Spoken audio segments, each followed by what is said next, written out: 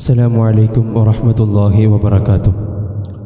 ബിസ്മില്ലാ വൽഹംദുലില്ലാ വസ്സലാത്തു വസ്സലാമു അലാ അഷ്റഫിൽ മുർസലീൻ വആലി കുല്ലി വസ്സഹാബത്തി അജ്മഈൻ അമ്മാ ബഅദ്. പ്രിയ ശ്രോതാക്കളെ,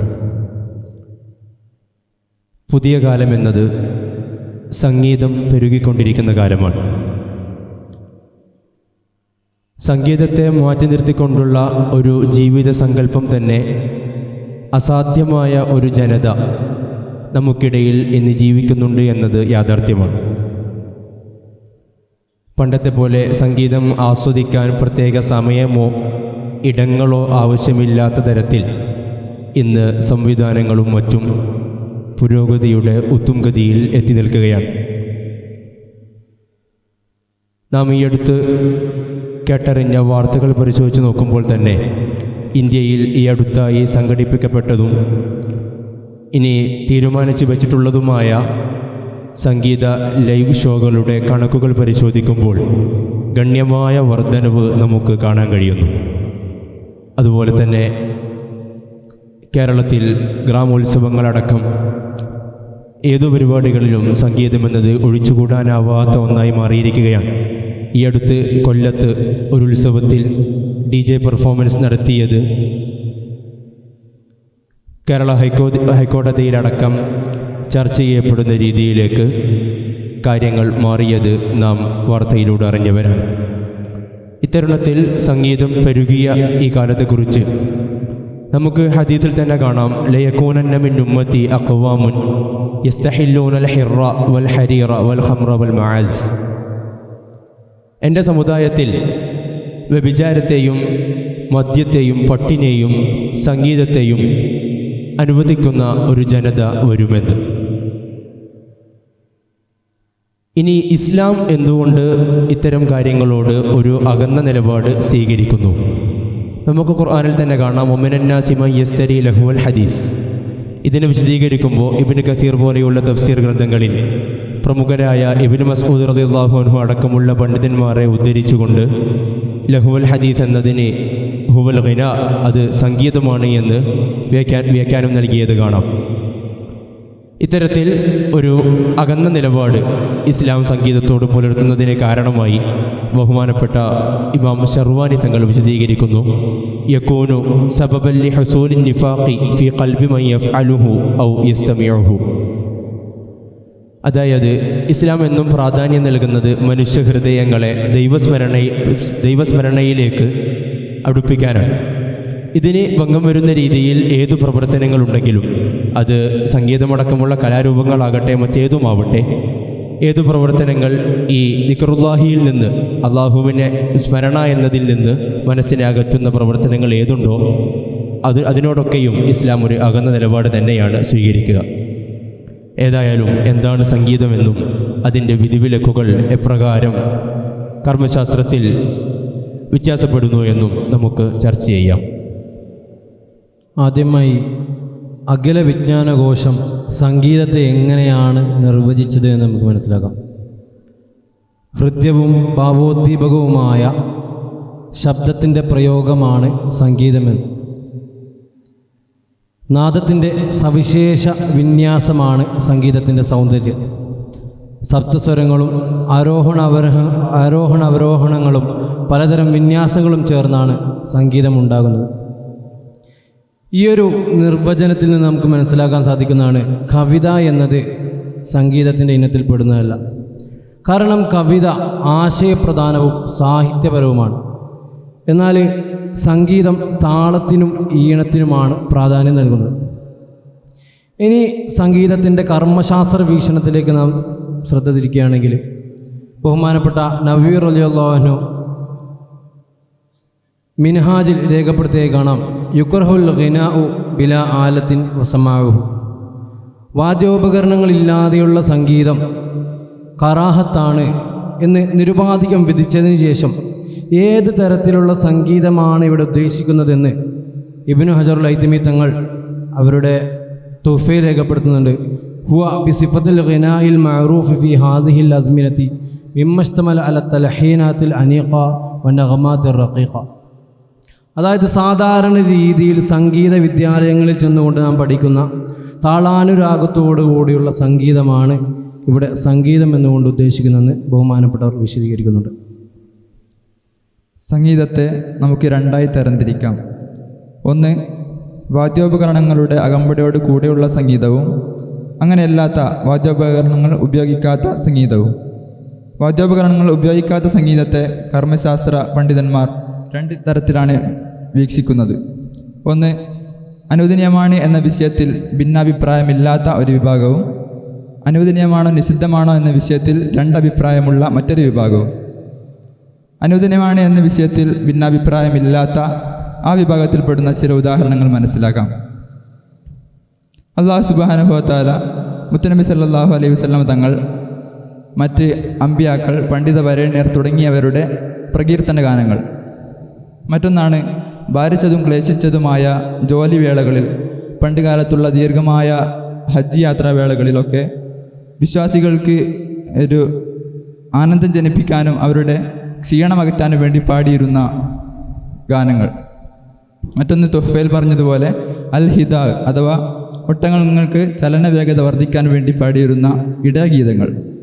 തർനീമത്തുൽ അത്ഫാൽ എന്ന് പറയുന്ന സ്ത്രീകൾ കുട്ടികൾക്ക് ആശ്വസിപ്പിക്കാൻ വേണ്ടി പാടിയിരുന്ന താരാട്ടുപാട്ടുകൾ ഇതിലുൾപ്പെടുന്നതാണ്. സൽക്കർമ്മങ്ങൾക്ക് ഉത്തേജനം നൽകുന്ന എല്ലാ ഗാനങ്ങളും അനുവദനീയമാണ് എന്ന് തന്നെ പറയാം.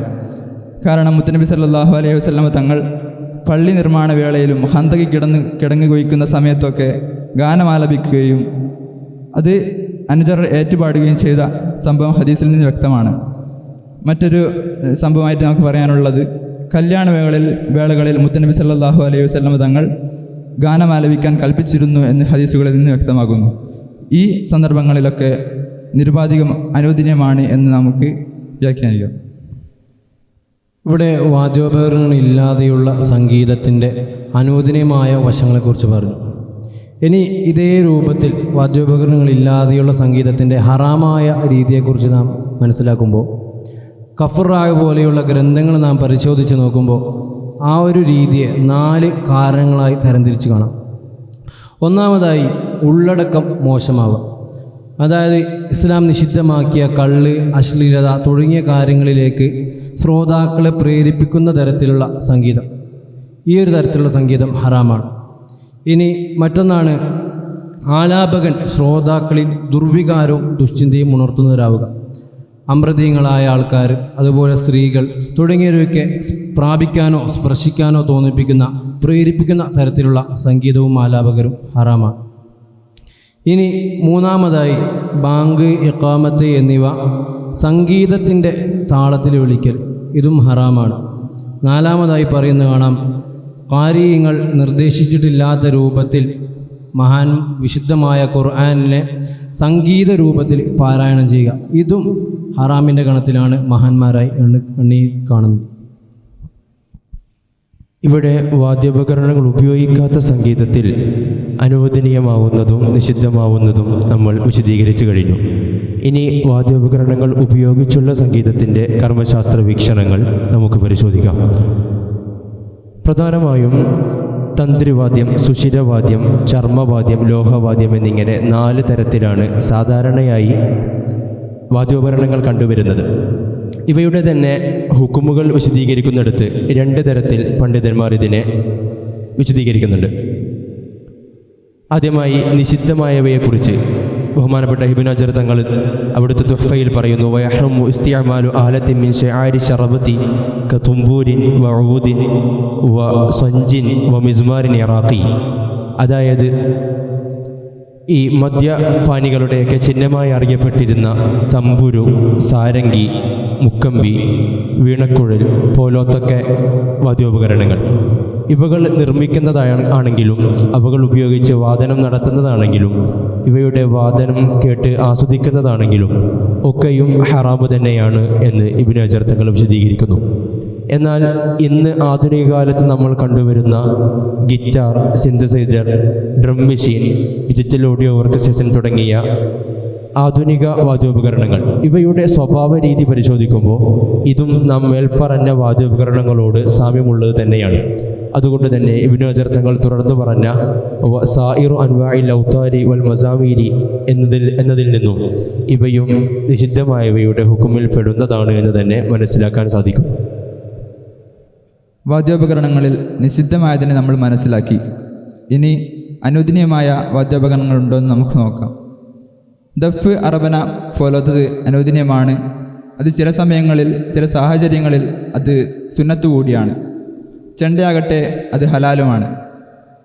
റൗദയിൽ വിശദീകരിക്കുന്നു, ലാ യഹ്റുമു ദർബു തബലി ഇല്ലൽ കൂബത്ത, കൂബ ഒഴികെയുള്ള എല്ലാ ചെണ്ടകളും ഹറാമാവുകയില്ല എന്ന് പറയുന്നു. എന്താണ് ഈ കൂബ? കൂബ എന്ന ചെണ്ടയെ നമുക്കെങ്ങനെ മനസ്സിലാക്കാം? തുഹ്ഫ വിശദീകരിക്കുന്നു, ഹിയ തബലുൻ തൊവീലുൻ ലയ്യിഖുൽ വസ്തി വാസിയു തറഫൈൻ, രണ്ട് പാർശ്വഭാഗങ്ങളും വിശാലമായ മധ്യഭാഗം ഇടുങ്ങിയതുമായ നീണ്ട ചെണ്ടയാണ്. ഇത് സാധാരണഗതിയിൽ നപുംസകങ്ങൾ കൊട്ടിപ്പാടാൻ വേണ്ടി ഉപയോഗിക്കുന്നതാണ്. ദഫ്, അറബന എന്നുള്ളത് സുന്നത്തായി നമ്മൾ പരിഗണിക്കെ പുതിയ കാലത്ത് കലാസാഹിത്യ വേദികളിൽ കണ്ടുവരുന്ന ദഫ്മുട്ട്, അറബനമുട്ട് പോലുള്ള കലാരൂപങ്ങൾ നമ്മൾ സംശയത്തിൻ്റെ നേരിൽ തന്നെ വായിക്കേണ്ടതുണ്ട്. കാരണം തുഫ വിശദീകരിക്കുന്നത് ലർ റക്കസു, റക്കസ് ഹറാമല്ല, മറിച്ച് തകസുർ ഹറാമാണ് എന്നാണ്. റക്കസ് എന്നാൽ എന്താണ്? അത് ചെറിയ രൂപത്തിൽ പിന്നോട്ടും മുന്നോട്ടുമുള്ള ആട്ടമാണ്, അത് ഹറാമല്ല. പക്ഷേ തകസുർ എന്നുള്ളത് ഹറാമാകുന്നത് അത് ഊര കൊണ്ടുള്ള കൊഞ്ചിക്കുഴയിലും ആടിലൊക്കെ ഉൾപ്പെടുന്നത് കൊണ്ടാണ്. പുതിയ കാലത്ത് ദഫ്മുട്ട്, അറബനമുട്ടൊക്കെ ആ ഒരു രീതിയിലേക്ക് തകസുറിലേക്ക് മാറുന്നുണ്ട് എങ്കിൽ അത് നിരുത്സാഹപ്പെടുത്തലാണ് അഭികാമ്യം. ഇതിനോട് ചേർത്തി പറയേണ്ടതാണ്, ഹറാമായ വാദ്യോപകരണങ്ങൾ ഉപയോഗിച്ചുകൊണ്ട് നാം ഏത് സംഗീതം ആലപിച്ചാലും അതും ഹറാമിൻ്റെ ഗണത്തിൽ തന്നെയാണ് പെടുക. ഇനി സംഗീതം കേൾക്കുന്നതിൻ്റെ വിധിയെക്കുറിച്ച് നമുക്ക് പറയാം. സംഗീതം കേട്ടാസ്വദിക്കുന്നതിനെക്കുറിച്ച് ഉള്ള വിധികൾ നാം മേൽപ്പറഞ്ഞ ഇബാറത്തുകളിൽ തന്നെ വ്യക്തമാണ്.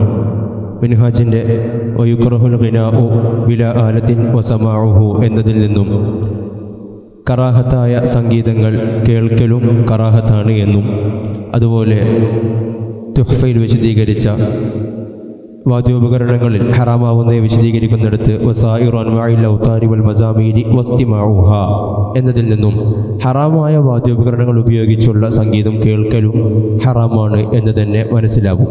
എന്നാൽ ഇവിടെ പ്രത്യേകം ശ്രദ്ധിക്കേണ്ടത്, ഈ കേൾക്കൽ കൊണ്ട് ഉദ്ദേശിക്കുന്നതിനെ ബഹുമാനപ്പെട്ട ഇബ്നു ഹജർ തങ്ങൾ തന്നെ വിശദീകരിക്കുന്നുണ്ട്.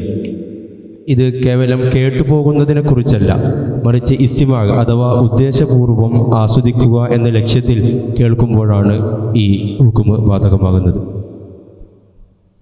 പുതിയ കാലത്ത് സംഗീത ഉപകരണങ്ങൾ ഉപയോഗിച്ചുള്ള ശബ്ദങ്ങളെക്കാളും കൂടുതലായി ഉപയോഗിക്കുന്നത് ആ സംഗീതത്തിൻ്റെ ശബ്ദങ്ങൾ കമ്പ്യൂട്ടറിലേക്ക് ഫീഡ് ചെയ്തുകൊണ്ട് കമ്പ്യൂട്ടർ മ്യൂസിക്കാണ്.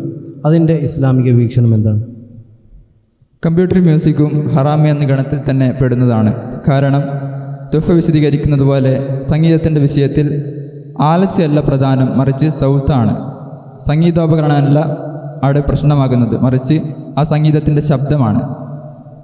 അപ്പോൾ അതിനുശേഷം തുഹ്ഫ വിശദീകരിക്കുന്നു, ലിഅന്ന ലസ്സത്തൽ ഹാസിലത മിൻഹ തദൂ ഇലൽ ഫസാദ്, ആ സംഗീതത്തിൽ നിന്നുണ്ടാകുന്ന ആനന്ദം അത് ഫസാദിലേക്ക്, ദൂഷ്യമായ പ്രവർത്തനത്തിലേക്ക് നയിക്കുമെന്ന് പറയുന്നു. അപ്പോൾ അതിൽ നിന്ന് മനസ്സിലാകുന്നത് നമ്മുടെ ഹൃദയത്തിലേക്കുള്ള കവാടമാണ് നമ്മുടെ കർണപുടങ്ങൾ. അതിലേക്ക് വരുന്ന ശബ്ദത്തിനാണ് പ്രശ്നം സംഭവിക്കുന്നത്, മറിച്ച് അവിടെ ഉപയോഗിക്കുന്ന ആലത്തിനല്ല എന്ന് വ്യക്തമാകുന്നു. ഈ ശബ്ദമെന്നത് നമുക്കറിയാം, മധ്യഭാഗം ഇടുങ്ങിയതും മധ്യഭാഗം വിശാലമായതും ആയ വാദ്യോപകരണങ്ങളുടെ മാറ്റങ്ങൾക്കനുസരിച്ച് ശബ്ദവും മാറുന്നുണ്ട്. ഈ വാദ്യോപകരണങ്ങൾ പരിശോധിക്കുന്നിടത്ത് തന്നെ ഇതിൻ്റെ ഹുക്കുമുകളും മാറുന്നത് കാണാം. അതുകൊണ്ട് തന്നെ ഈ പറഞ്ഞ ശബ്ദം ആണ് പ്രശ്നമാവുന്നത് എന്നതിനെ ഒന്നുകൂടി നമുക്ക് സാധൂകരിക്കാൻ സാധിക്കും. ഇതോടുകൂടി ചേർത്ത് പറയേണ്ട ഒന്നായിട്ട് തോന്നുകയാണ് ഇക്കാലത്ത് നാം കണ്ടുവരുന്ന മ്യൂസിക് തെറാപ്പി. ഇതിൻ്റെ വിധികളെക്കുറിച്ച് നമ്മൾ അന്വേഷിക്കുമ്പോൾ തുഹ്ഫയിൽ തന്നെ കാണാം, സാധാരണ ശർഅ അനുവദിക്കുന്ന ഒരു ഘട്ടമാണ് മദ്യമല്ലാത്ത നജസ് ഉപയോഗിച്ചുള്ള വസ്തുക്കൾ കൊണ്ടുള്ള ചികിത്സ. വളരെ അനിവാര്യമായ ഘട്ടത്തിൽ അത് ശർഅ അനുവദിക്കുന്നുണ്ട്. ഇതുപോലെ തന്നെ മറ്റൊരു ചികിത്സ ഇല്ലെന്നും അതുപോലെ ഈ 2 വിശ്വസ്തരായ ഡോക്ടർമാരുടെ നിർദ്ദേശപ്രകാരവും അനിവാര്യത മാനിച്ചുകൊണ്ട് ഈ മ്യൂസിക് തെറാപ്പിയും അനുവദനീയമാകുമെന്ന് നമുക്ക് ഗ്രന്ഥങ്ങളിൽ നിന്നും മനസ്സിലാക്കാം.